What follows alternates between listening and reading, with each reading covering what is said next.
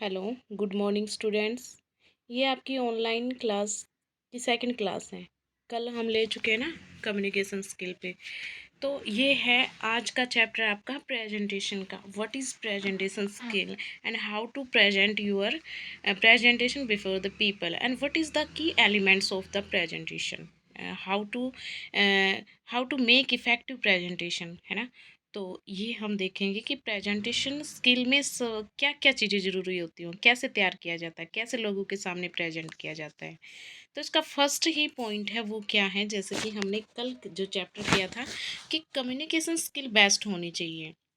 जब भी आप प्रेजेंटेशन को प्रेजेंट करने जा रहे हो तो वहाँ पे स्पीक क्लियरली।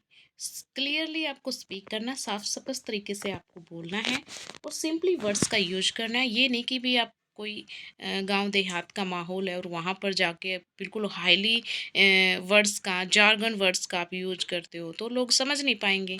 तो आप उसी लैंग्वेज का, उसी तरीके से आप अपनी प्रेजेंटेशन को बनाओ जिस लैंग्वेज को वहाँ के लोग ग्रैब करने में, समझने में इजीली उनको समझ आ जाए। ठीक है, तो हाईली जो जार्गन वर्ड्स हैं उनका यूज नहीं करना।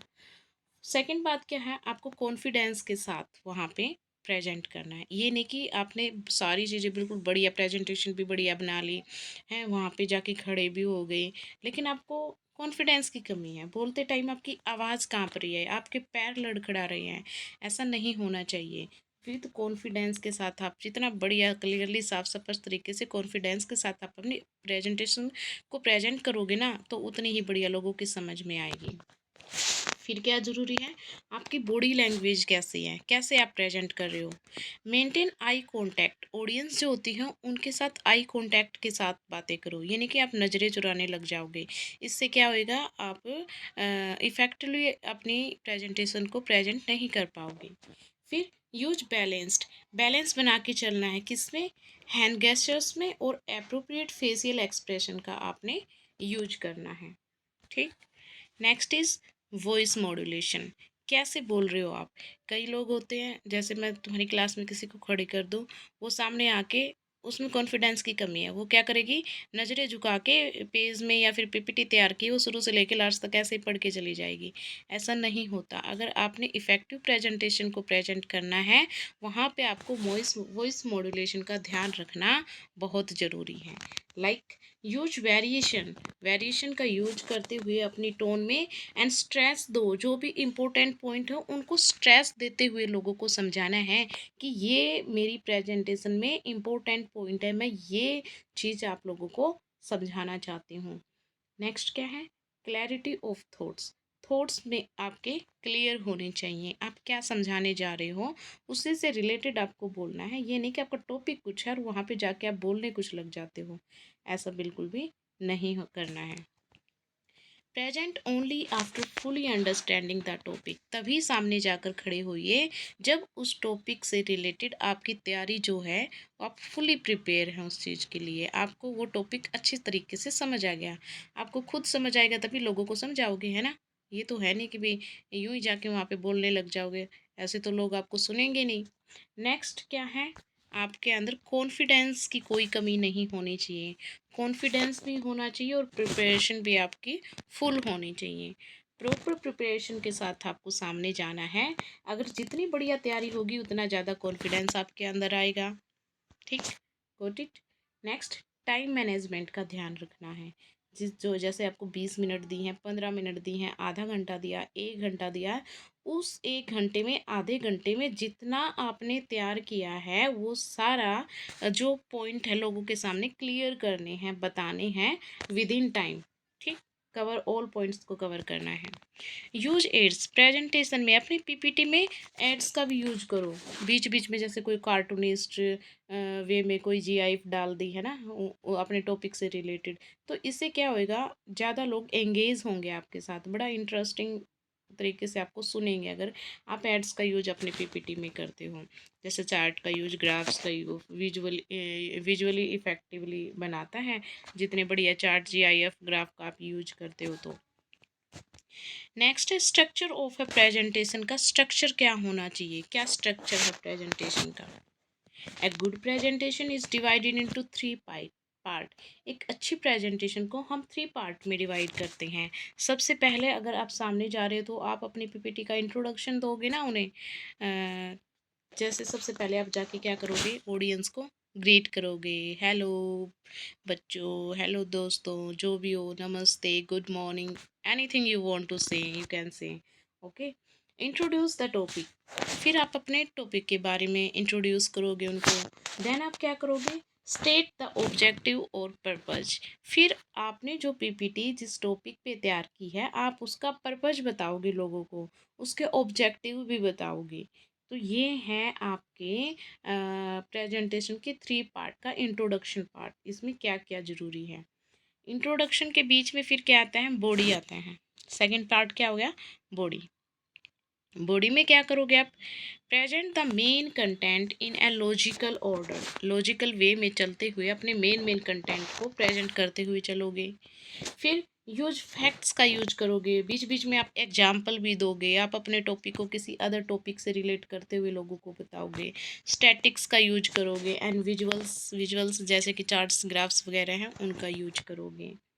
देन क्या होता है, कीप द लैंग्वेज सिंपल, जितनी सिंपल लैंग्वेज हो सके, जितना लोगों को समझ आ जाए वैसे ही लैंग्वेज का आपने यूज करना है। और सेंटेंस हमेशा शॉर्ट होने चाहिए, ये नहीं कि लंबे लंबे सेंटेंस से आकर के आप वहाँ पढ़ोगे। जितना शॉर्ट, जितना कंसाइज वे में आप प्रेजेंट करोगे उतनी बढ़िया आपकी प्रेजेंटेशन जाएगी। थर्ड पार्ट पे क्या आता है, कंक्लूजन आता है। कंक्लूजन में क्या आता है, summarise the key points, last में आपने जो की पॉइंट्स बताए हैं उनको समराइज करोगे। फिर प्रोवाइड सजेशन और फाइनल मैसेज, फिर आप अपने सजेशन बताओगे और फाइनल जो मैसेज होता है वो लोगों के को बताओगे। ये आ जाएगा किसमें, कंक्लूजन के पार्ट में। और जब आप एंडिंग कर रहे होते हो अपनी प्रेजेंटेशन की, एंडिंग में तो क्या बोलते हैं हम, थैंक यू बोलते हैं ना, उसकी एंडिंग आप कैसे करोगे, थैंक यू बोल के। फिर ये थे प्रेजेंटेशन को तैयार कैसे करना है, ये तो कर लिया तैयार। अब हाउ टू प्रेजेंट, प्रेजेंट कैसे करना है। प्रेजेंट करने के लिए सामने जब अगर जाते हो तो उस टाइम आई कांटेक्ट का होना ऑडियंस के साथ बहुत ज़रूरी है। फिर explain in your own words, आप अपने वर्ड्स में एक्सप्लेन करोगे जो भी टॉपिक है आपका, instead of just reading slides, ये नहीं कि आपने वहाँ पे सामने खड़े होकर स्लाइड पढ़ते जा रहे हो और लोगों को अपने वर्ड्स में नहीं बता रहे, तो ये इफ़ेक्टिव नहीं होती। आप अपने वर्ड्स में बताओगे लोगों को स्लाइड पढ़ने की बजाय। कीप योर वॉइस क्लियर, आपकी वॉइस क्लियर होनी चाहिए, ट्रैम्बल नहीं करनी चाहिए, मॉडरेट होनी चाहिए वॉइस, और engaging, engaging in the sense लोगों को समझ आनी चाहिए, लोगों के साथ आपने जुड़ना है। जितना लोगों के साथ जुड़ते हुए, एंगेज करते हुए उनको चलोगे उतनी ही बढ़िया इफ़ेक्टिव आपकी पीपीटी होगी। नेक्स्ट क्या होता है, answer question patiently if ask, अगर प्रेजेंट करते टाइम कोई भी बीच में खड़ा होकर आपकी प्रेजेंटेशन से रिलेटेड आपसे क्वेश्चन करता है तो उस क्वेश्चन का आंसर भी आप दोगे, है ना। बीच में आप लोगों से पूछोगे, किसी का कोई यानी बढ़िया want to ask any question, या क्वेश्चन कर लिया तो आप अपने तरीके से उसका आंसर भी दोगे। ठीक, next is stick to the allotted time, time का आपने ध्यान रखना है, टाइम से बाहर आपने बिल्कुल भी नहीं जाना। जो टाइम दिया गया है विद इन टाइम आपने प्रॉपर तरीके से जो जो पॉइंट्स हैं वो लोगों को बताने हैं। स्टे कॉन्फिडेंस, कॉन्फिडेंट होना चाहिए आपको, एंड पॉजिटिव थ्रू आउट, जो जब भी अपना जो टाइम चल रहा है उसमें आपको पॉजिटिव रहना है और कॉन्फिडेंट की कमी नहीं होनी चाहिए।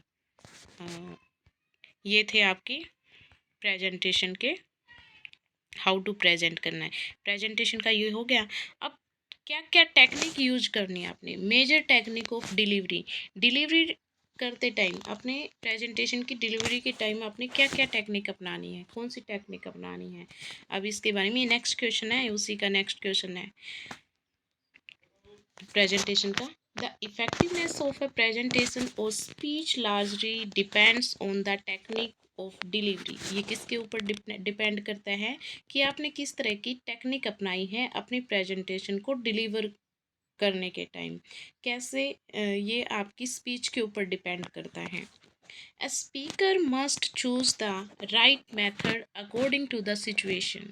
स्पीकर को चूज करना चाहिए, जो ज़रूरी हो वही मेथड, सिचुएशन के अकॉर्डिंग आपने मेथड को चूज करना है। Audience and content.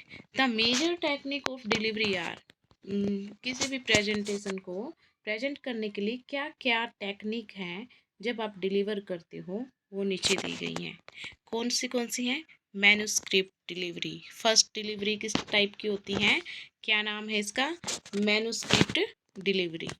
इस डिलीवरी में क्या होगा? In this method the speaker reads the entire speech from a written script. इस तरह की डिलीवरी में जो है स्पीकर एक पेज पे लिख के आया होता है अपनी स्पीच को, और उस पेज से वो रिटन स्क्रिप्ट से लोगों के सामने अपनी स्पीच को पढ़ता है। It is useful when accuracy of words is very important. ये कब जरूरी होता है? जब शब्दों का एक्यूरेट होना बहुत इम्पोर्टेंट होता है उस टाइम पे। जैसे कहीं पे पॉलिटिकल पार्टी हैं, जैसे चुनाव का टाइम होता है, जब आते हैं ना बाहर वो आते हैं नेता लोग आते हैं, तो वो अपनी स्पीच कैसे देते हैं? उस टाइम पे वो एलसीडी का यूज़ करते हुए थोड़ी ना चलेंगे, वो पीपीटी थोड़ी बना के लेके आएंगे, वो तो पेज पे बना के लेके आएंगे ना।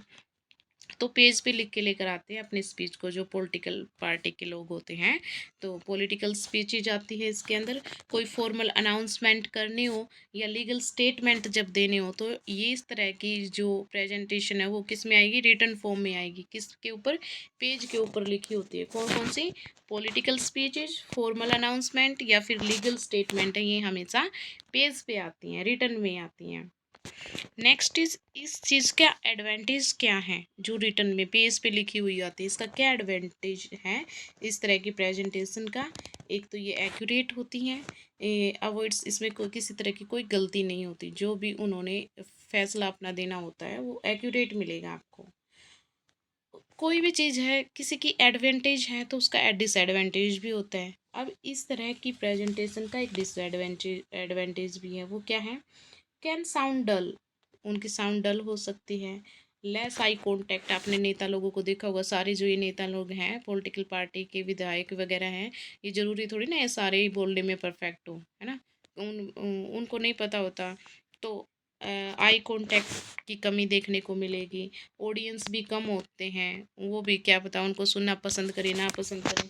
कई नेता जो बहुत अच्छे होते हैं बोलने में, उनके साथ तो एक लार्ज वे में ऑडियंस जुट जाती है, लेकिन सारे तो परफेक्ट नहीं होते।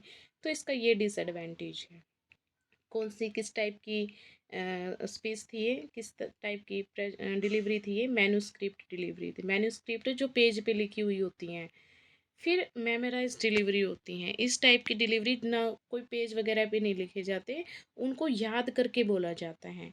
जैसे कि आप, हम कोई नाटक कर रहे होते हैं ना, नाटक में, सीरियल फिल्म में देखा होगा, वो तो अपने अपने स्पीच को, अपने अपने स्पीच को क्या कैसे बोलते हैं, याद करके बोलते हैं। वो पेज लेके थोड़ी ना अपने कैरेक्टर को निभाएंगे। The speaker memorises the whole speech. इस टाइप की डिलीवरी में स्पीकर को अपना सारा स्पीच याद करना पड़ता है। And delivers it without notes, और बिना किसी नोट्स की हेल्प के बोलना पड़ता है। कॉमनली यूज्ड, कहाँ पे यूज किया जाता है इस तरह के स्पीच का? कॉम्पिटिशन्स जब चल रहे होते हैं, ड्रामा, स्टेज पे ड्रामा परफॉर्म करना होता है, वहाँ नीड पड़ती है इस तरह की डिलीवरी की। एडवांटेज क्या है यहाँ पे? Good eye contact. अगर आपके हाथ में पेज नहीं होगा या आप किसी पीपीटी का यूज नहीं कर रहे, तो उस टाइम पे आपका ध्यान तो ऑडियंस की तरफ ही रहेगा, तो इसमें गुड आई कॉन्टैक्ट होएगा। स्मूथ फ्लो चलेगा, मेमोराइज्ड वेल। जितने अच्छे तरीके से आपने अपने स्पीच को याद कर रखा है उतना स्मूथली चलेगा, उतनी बड़ी आई कॉन्टैक्ट के साथ आप आगे बढ़ोगे। अब हर चीज़ का डिसएडवांटेज तो है ही, इसका भी है। रिस्क ऑफ फॉरगेटिंग, ज़रूरी नहीं सबको भाई चीज़ जो कि तो याद रहे, है ना? तो इससे भूलने का रिस्क बहुत होता है। मे साउंड मैकेनिकल साउंड लगती है, तो आर्टिफिशियल लगता है थोड़ा। Requires a lot of practice, इस तरह के स्पीच के लिए बहुत ज़्यादा प्रैक्टिस की नीड होती है, एक बार में कोई भी चीज़ लर्न नहीं रहती। इम्प्रॉम्प्टू डिलीवरी क्या होती है?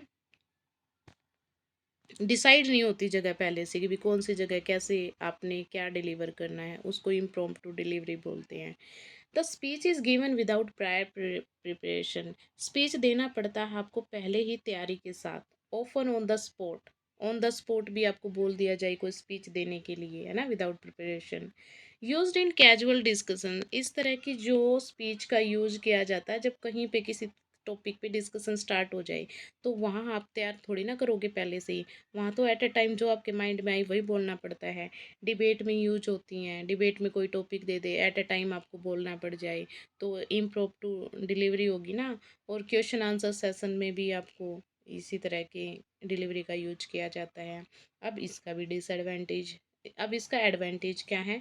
ये एक तो नेचुरल होती है, ये स्पॉन्टेनियस होती है और सो स्पीकर्स क्विक थिंकिंग, उसकी क्विक उसके आपके माइंड को ये चीज़ प्रेजेंट करेगी कि एट अ टाइम कौन बोलने में कितना सक्षम है, कितना कैपेबल है, किस तरह की थिंकिंग आपके माइंड में आती है। इससे आपका पता चलेगा कि आप किस तरह के बंदे हो, है ना। नेक्स्ट इज एडवांटेज के साथ अब इसकी डिसएडवांटेज भी है। वो क्या है? लेक ऑफ स्ट्रक्चर, स्ट्रक्चर की कमी होती है इसमें। एट अ टाइम अगर बोलोगे तो उसमें स्ट्रक्चर का तो कौन ध्यान रखेगा, है ना। मे मिस की पॉइंट्स आपसे मिस हो सकते हैं।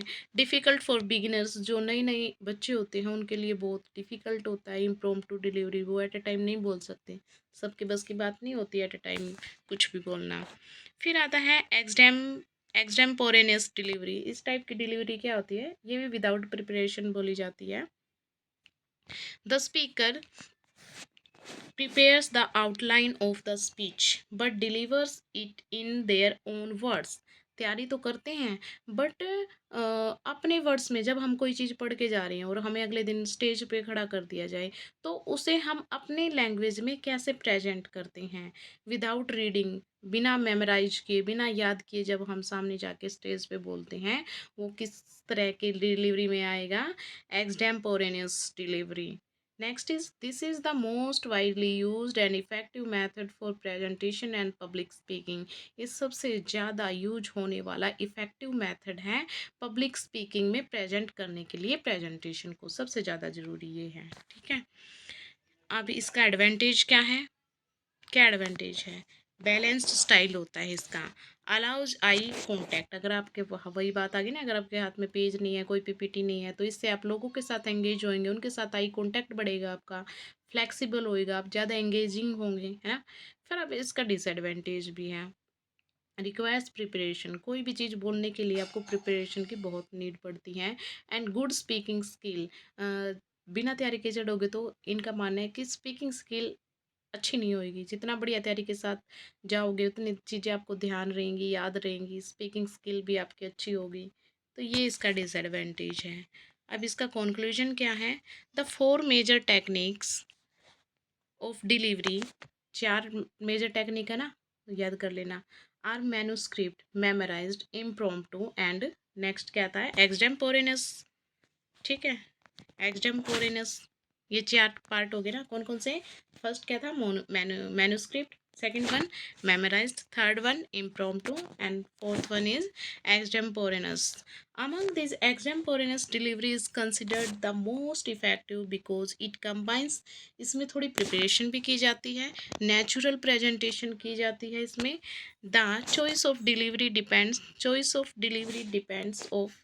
Depends on situation, audience and purpose of the speech.